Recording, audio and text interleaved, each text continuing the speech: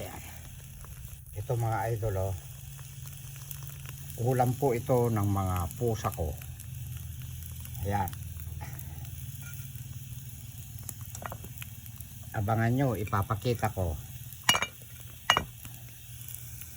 Ito naman yung bunga ng kalabasa. Gustong gusto po ni Ganado. Ipapakita ko rin. Lalagyan ko ng ketchup. Gustong gusto nila. Ayan.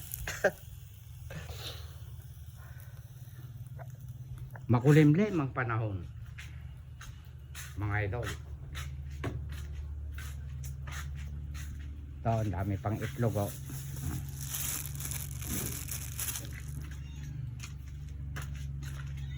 Ipakita mo direct yung hinimay-himay mo na sitaw. Ayan, ito.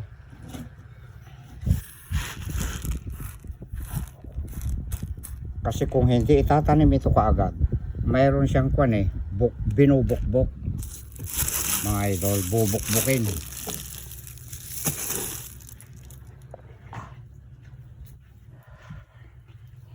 Ano, ganda? Gutom na ikaw? Sandali lang ha. At magsasaing si niluluto ni daddy yung kwan. Tapos isusunod ko yung ulam ninyo. Ito yung ulam ng mga aso ko, mga idol, oh. Ayan. Lalagyan ko ng konting bagong saka malunggay. Yan po ang ulam ng mga aso ko dahil hindi ako nakahingi ng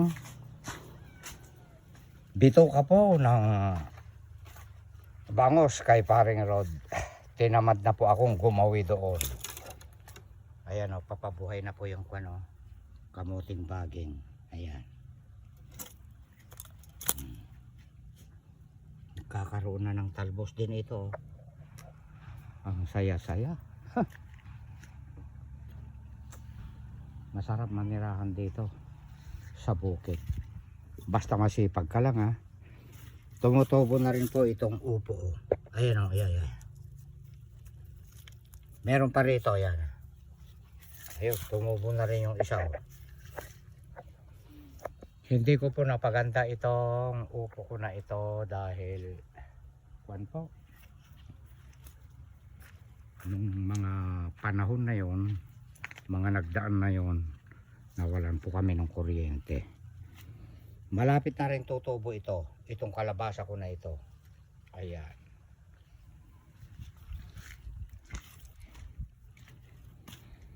Healthy ang sitaw ni Direk. Kwan na, oh.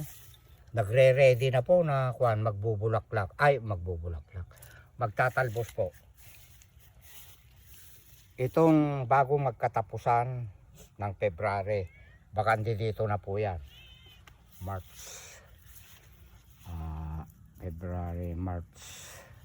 Katapusan ng March, magpapakita na po yan ng mga bunga. Ayan, dito ko itatanim yung kwan. Kasi pipino sana itatanim ko. Kwan yun, parang madali lang kwan yun, yung lumipas. Pero pipino doon sa gawiron. Doon sa hindi ko pa nalinisan. Ayan. Dahil kailangan itanim ko po yung sitaw ng hindi po bubukbukin. Hindi ko aalisin ito dahil nagbibigay pa po ng bunga at marami pa pong mga bulaklak, oh.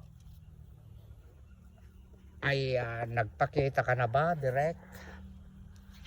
Maraming thank you sa inyong suporta po kay Direk. Ikat mo na, Direk. Laging nakasunod ang mga alaga ko, oh.